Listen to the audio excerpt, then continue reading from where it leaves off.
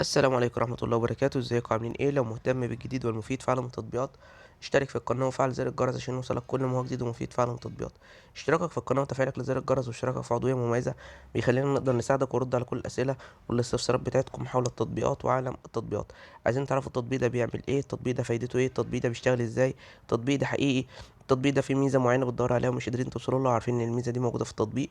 كل ده بنقدر نعرفه لكم من خلال الفيديو، شرح مفصل ومبسط للتطبيق ومميزاته وعيوبه وازاي بيشتغل وازاي بتشترك عليه وازاي بتلغي الاشتراك وكل حاجة عن التطبيق.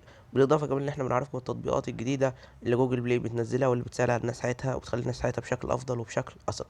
النهارده ان شاء الله مع شرح تطبيق جديد واسمه جاست بلاي، اكسب وتبرع. التطبيق ده مساحته 43 ميجا، حمله اكتر من 10 مليون شخص. التطبيق ده تطبيق خاص بالالعاب. لو انت معاك موبايل ومعاك انترنت وبتضيع وقت كتير على لعب الالعاب او تصفح مواقع التواصل الاجتماعي بدون اي فايدة بدون اي هدف، فانت ممكن بالموبايل والانترنت اللي عندك دول ان انت تلعب العاب. تحمل تطبيق زي ده بيديك العاب ان انت تلعبها تجربها. العاب كتيرة والعاب شيقة، نفس الالعاب اللي انت بتلعبها في العادي. بس الفرق ان انت هنا على التطبيق ده بتلعب الالعاب بتاعتك وبتقدر تعمل زي تقييم للعبة بعد ما تخلصها.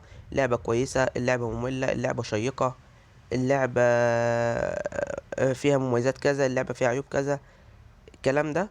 وتقدر بعد كده ان انت تحصل على النقاط دي بتقدر تجمعها وتقدر تحصل على اموال حقيقية تجيلك عن طريق الباي بيل او عن طريق الحساب البنكي بتاعك، او تقدر تحصل على كوبونات خصم من امازون او من نون ان انت تشتري منتجات مجانا.